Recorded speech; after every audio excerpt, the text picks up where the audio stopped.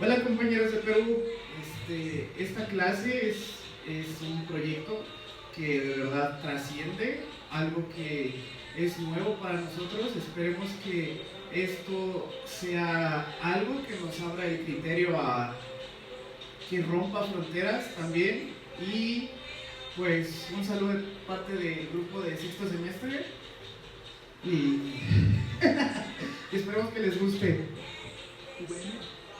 ¿Qué? Por siempre, VM por siempre responsable de lo que se ha cultivado. Bravo. Para terminar mi presentación, soy la maestra de Salazar Aguilar y entre otras materias doy psicopatología y en este caso trastornos psicopatológicos. Vamos a ver un caso clínico que es el de la cantante Amy Winehouse y vamos a hacer una presentación breve del caso. Ya previamente con mis alumnos estuvimos revisando la psicopatología, estuvimos revisando las características del trastorno y también se les envió una liga con la vida, en lo que se pudo captar de algunos fragmentos de la vida de la cantante, para que también ellos hicieran ese tipo de investigación de esta información y estar con la, previamente con todos los datos que se necesitan para poder entender este caso clínico. Bueno, primero quiero comenzar describiendo algunas palabras clave que vamos a revisar a lo largo de este caso clínico y estamos hablando de psicología de la salud, de psicología criminal, del modelo cognitivo-conductual, psicopatología y trastorno límite de la personalidad. ¿Por qué son estas palabras clave? Porque hablando de la psicología de la salud, nos vamos a referir siempre que cuando se hace una revisión de caso, en este caso, bueno, en un caso clínico, no nada más estamos revisando la parte de la salud mental. Incluso, como en algunas otras ocasiones les he comentado, cuando hablemos de salud, siempre pensemos en la salud integral de la persona. Entonces hablamos de salud física, hablamos de salud mental, porque estas dos entidades pues están íntimamente correlacionadas. Entonces, si tengo algún problema de salud físico, seguramente repercute en mi salud mental y viceversa. Entonces, la psicología de la salud como una psicología clínica aplicada a el conocimiento, la prevención, el tratamiento de la salud integral de las personas. Por otro lado, la psicología criminal. ¿Por qué? Porque este caso se está estudiando post-mortem. Significa que entonces hacemos una revisión de toda la vida, de toda la historia del personaje, pero a partir de una autopsia psicológica. Y para hablar de esta autopsia psicológica, bueno, tenemos que revisar una metodología de la psicología criminal y que también tiene que ver con la forma en cómo muere este personaje, y a partir de esa forma de cómo muere, bueno, es que nos vamos hacia atrás, hacia esos antecedentes. Por otro lado, también el modelo cognitivo-conductual, porque es un paradigma el cual nos permite hacer el abordaje, la interpretación, el estudio de caso, desde la cognición, desde las emociones y desde la conducta. Entonces, el abordaje es bajo este modelo paradigma. Y pues la psicopatología como una ciencia neutral que no se casa con ninguna teoría en especial para poder estudiar, clasificar y abordar los temas de anormalidad mental o de enfermedad mental.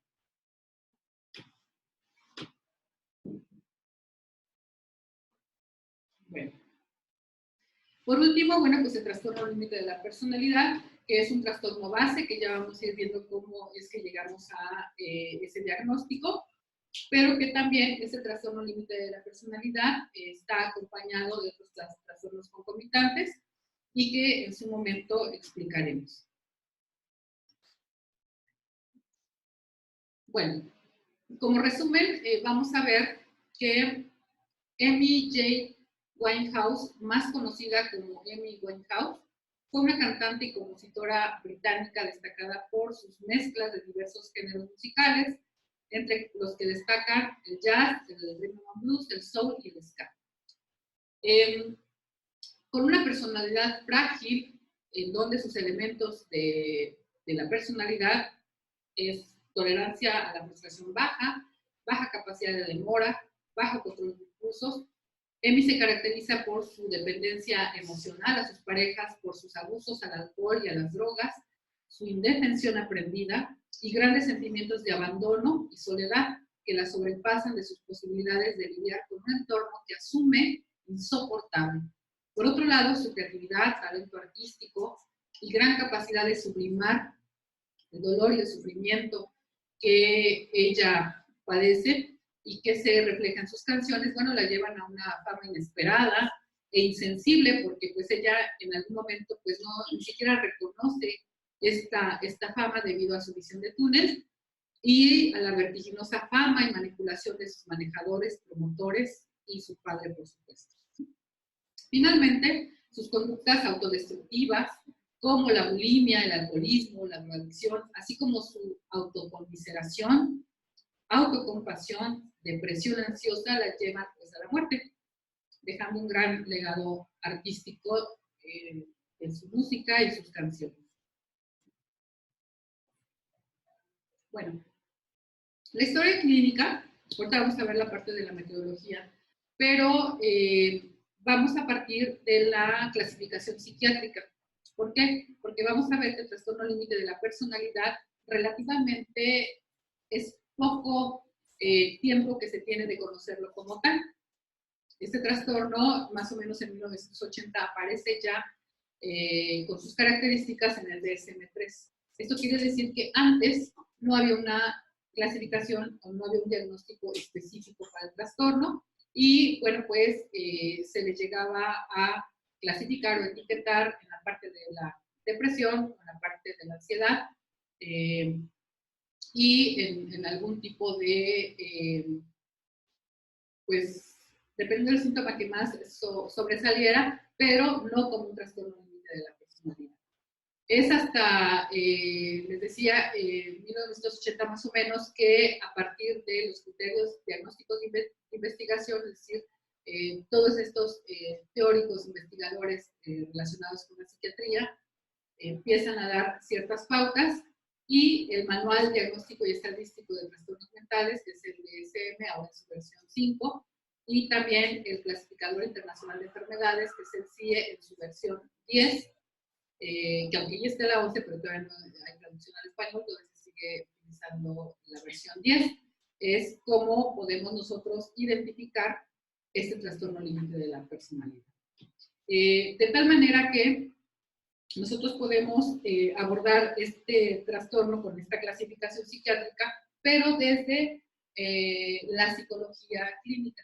Por eso es que hice énfasis en el modelo cognitivo-conductual, porque lo vamos a abordar desde las afecciones cognitivas, emocionales y conductuales, que se caracterizan en este caso por un patrón amplio y generalizado, constituido por sus recuerdos, por sus vivencias en la infancia, sus emociones, sus cogniciones sesgadas de esta interpretación de la realidad, que también se reflejan en sus malestares corporales, su dolor, su soledad, y esa concepción de sí misma y de su entorno devaluado, demeritado. Bueno, esto se presume se desarrolla durante la infancia y su adolescencia, y bueno, persiste a lo largo de su corta vida, pues ella muere, como ya lo sabemos, a los 27 años, con un grado de disfuncionalidad significativo en todas las áreas, ¿no? Realmente es tan disfuncional que incluso en esta parte donde ella destaca, que es el canto, que son los conciertos, pues llega un momento en que tampoco ahí funciona, ¿no? Por ahí en la película que llega un momento en que ni siquiera quiere cantar ni puede cantar. Entonces, finalmente, pues la lleva a la muerte. Para poder llegar a una hipótesis clínica, bueno, pues primero se revisaron estos criterios diagnósticos del DSM-5 con relación al trastorno límite de la personalidad. Recordemos que por lo menos 5 de los siguientes características tienen que estar presentes de una manera persistente, por lo menos en 6 meses, para que se pueda diagnosticar el trastorno.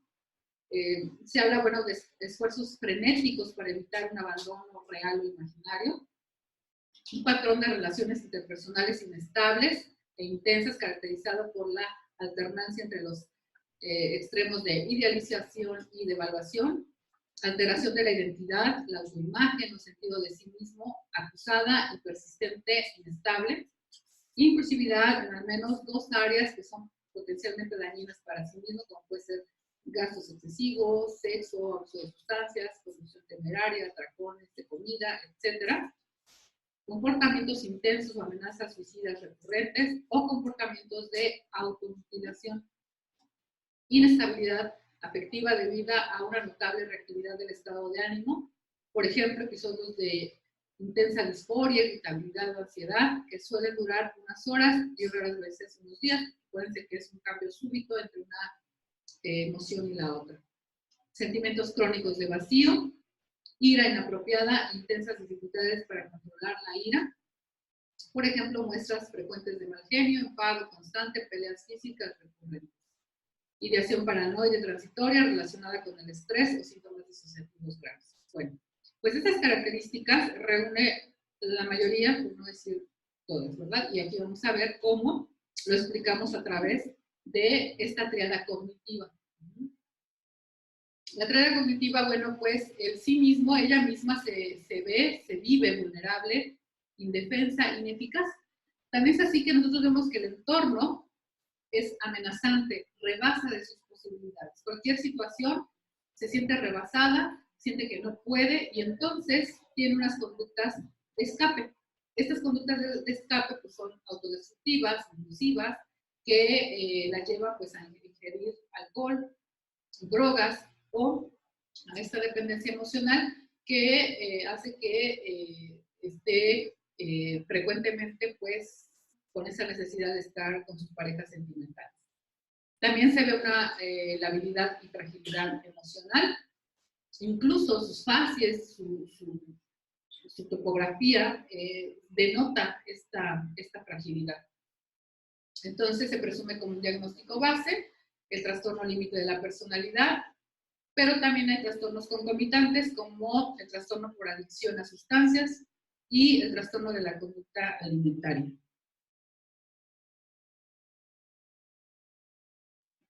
¿Cómo se llegó a esta presunción diagnóstica? Bueno, pues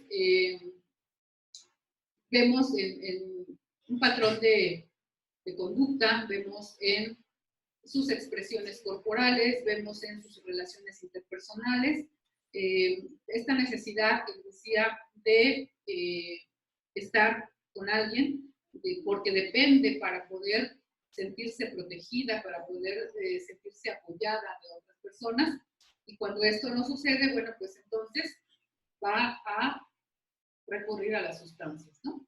De tal manera que este diagnóstico base trae consigo el trastorno por consumo de sustancias en su modalidad de intoxicación y abstinencia, de hecho, por eso muere. Y trastorno de la conducta alimentaria, que va de la bulimia a la anorexia, y también se detecta por ahí una depresión ansiosa. Esta depresión ansiosa se ve no nada más en esta desmotivación o en esta desesperanza que tiene hacia el futuro, sino que también su manera de cantar, sus letras de las canciones y esta ansiedad por consumir, ¿verdad? Bueno, ¿cuál fue la metodología para el análisis de caso? Es una metodología que tiene que ver con la investigación. Les decía, al tratarse de una persona, primero que ya murió, después que es una persona que se conoce a través de lo público, pues entonces esta investigación es de fuentes públicas, ya que no se tuvo información de primera fuente, ni una evaluación tampoco de primera fuente, pues esta evaluación se basa en la observación clínica y el registro de su conducta compleja a partir de ver todas esas patrones de conducta que se dan, les decía, desde su actuación hasta esta manera de cómo ella se maquilla, cómo se viste, cómo va en detrimento su aspecto físico, su salud en general. Entonces todo eso da pauta para hacer un registro muy puntual de estos patrones de comportamiento. Asimismo, se justifica este tipo de de investigación y de estudio de caso, bueno, primero por la importancia que tiene este tipo de trastorno. Es un trastorno que quien lo padece y su familia, bueno, pues lo sufre mucho y que como ya vimos, esta parte de la impulsividad y de esas conductas de alto riesgo, pues pueden llevar a la muerte, como pasó en este caso. Por eso la importancia de investigarlo para hacer prevención y para, en caso de que se detecte de manera oportuna, pues entonces se trabaje también de manera oportuna y el pronóstico sea mejor. Por otro lado, también pues la formación académica de ustedes como estudiantes de psicología es muy importante, bueno, pues hacer este tipo de análisis y investigación de caso para que ustedes se formen en estos temas. Y bueno, debido a todo esto, bajo el modelo cognitivo-conductual y de la psicología de la salud, bueno, pues se presenta este análisis funcional de la conducta, el análisis de la teoría cognitiva y el análisis de la regulación emocional como parte de la metodología para poder explicar este caso. Este es el ejemplo del análisis funcional de la conducta. Aquí me gustaría, y espero sus participaciones, por favor. No voy a leer todo el cuadro. Hemos hablado de esta parte del análisis funcional, en donde ya saben que son 3 columnas. La primera es el antecedente de la conducta, la segunda es la conducta en sí, y la tercera es la consecuencia. Vemos que en este análisis funcional de la conducta es muy importante porque nos va a dar el patrón conductual, ¿sí? Si lo ponemos en esos términos, nos va a dar el patrón conductual. Entonces, yo quiero que ustedes lo vean, lo analicen y me digan cuál es el patrón conductual o cuáles son los patrones conductuales que detectan de este análisis.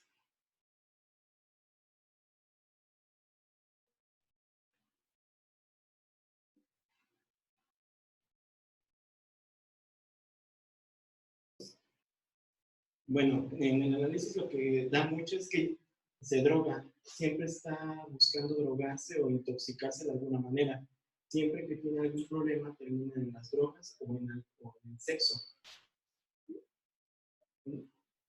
Así que solamente está el círculo vicioso en el que está son las drogas y la intoxicación también con alcohol y la impulsividad sexual.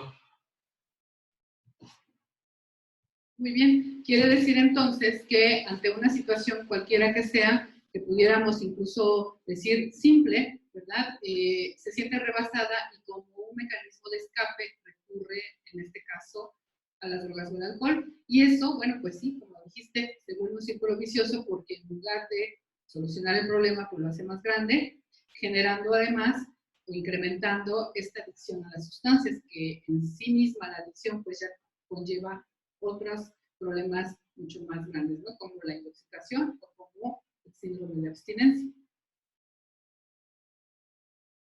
Otro tipo de análisis pues es la triada cognitiva. Entonces, aquí en la triada cognitiva siempre se va a analizar el sí mismo, el entorno y la visión a futuro. Porque el sí mismo es cómo se percibe esa persona, cuál es su autoconcepto, su autoimagen, y de esa manera es como si se siente eficaz o no para resolver las situaciones en su entorno. En este caso, el sí mismo pues es ineficaz, es un vacío y es vulnerable. Entonces, el entorno pues es amenazante e insoportable. Si soy ineficaz, si no puedo, si soy vulnerable, si soy indefensa, entonces lo que se me presenta es altamente rebasado de mis posibilidades, altamente amenazante y por lo tanto insoportable. Pero además, si esto es una constante, pues entonces la visión a futuro pues es desesperanzador, es incierto. Cuando la visión a futuro es desesperanzadora o incierta, pues no se tiene una estrategia futura, simple y sencillamente se vive el día a día. Y en esta situación de insoportabilidad, pues es recurrir a algo que lo haga más llevadero, que es la conducta de escape. Tenemos aquí la letra de una de sus canciones muy famosa. Podemos también analizarla y de esta manera contrastar con esa triada cognitiva. Esta canción es Back to Black y dice: mis probabilidades están amontonadas, volveré a la oscuridad y piso problemático camino, continúo sin mi tipo. Entonces lejos eliminas todo lo que atravesamos. He muerto 100 veces, Tú amas espiar y yo amo aspirar. Yo soy como un pequeño penique rodeado de paredes dentro. Oscuridad, oscuridad, oscuridad. Entonces, vemos esta parte de indefensión, vemos esta parte de un futuro desesperanzador, ¿verdad? Y de mucho dolor, de mucho sufrimiento, ¿sí? También deja ver pues esta dependencia emocional, ¿no? De ver qué necesita de la persona para poder estar estable, para poder ser feliz, para poder encontrar un sentido de vida. Otra canción que también se puede analizar, les digo, pareciera muy simple, sin embargo, es su vida, esto mismo nos da información. Como algo que pareciera a la luz de cualquiera de nosotros, algo tan simple de vivir, es tan abrumador y tan rebasador para sus posibilidades, ¿no? Ahí es donde está el trastorno, ahí precisamente está el trastorno. Esta canción es Rehabilitación o Rehab en inglés, ¿verdad? Y dice, intentaron que fuera a rehabilitación, pero dije, no, no, no. Sí, me he desmayado, pero cuando recobro el sentido, ni lo sabes, ni lo sabes, ni lo sabes. No tengo tiempo de ir. Y si mi papá piensa que estoy bien, él ya ha intentado llevarme a rehabilitación, pero no iré, no iré, no iré. Prefiero estar en casa con Ray. No me sobran 70 días, porque no hay nada, nada que me pueda enseñar. Que no aprenda con el señor Hathaway. No aprendí demasiado en clase y sé que no aprenderé de un vaso de leche. Si se dan cuenta, está su vida resumida en esas estrofas, ¿verdad? Entonces, les decía, a la luz de cualquier persona que no tenga un trastorno de personalidad, sería algo muy simple, pero a la luz de una persona con trastorno de personalidad, en este caso límite, bueno, pues es todo un sinfín de cosas que la atormentan. Por eso es de que esta teoría cognitiva se refiere al sí mismo como ineficaz, como vulnerable.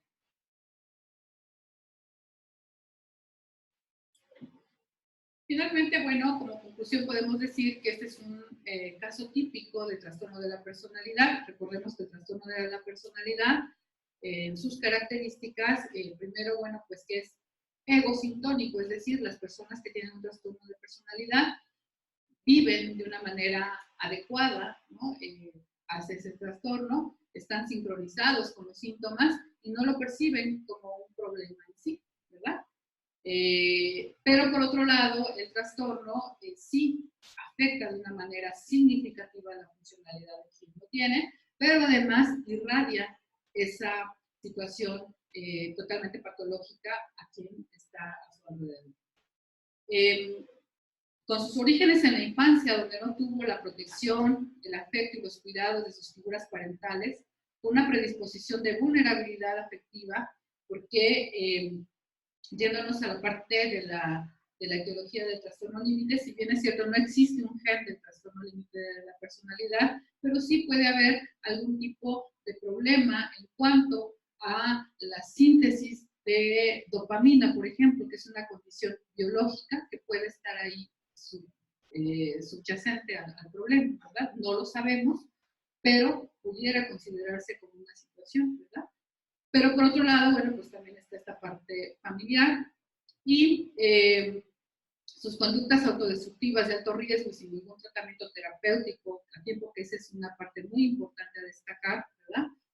Pues llevan a la cantante Emi a una corta vida, disfuncional significativamente en todas sus áreas, de dolor y con conductas de escape, que al final la llevan pues, precisamente a escapar de la vida para descansar eternamente. El trastorno límite de la personalidad es uno de los trastornos de personalidad más difíciles de tratar, pero que si se interviene de forma oportuna e integral, multisistemas, interdisciplinar, pues puede tratarse de manera exitosa, llevando a las personas a una calidad de vida adecuada.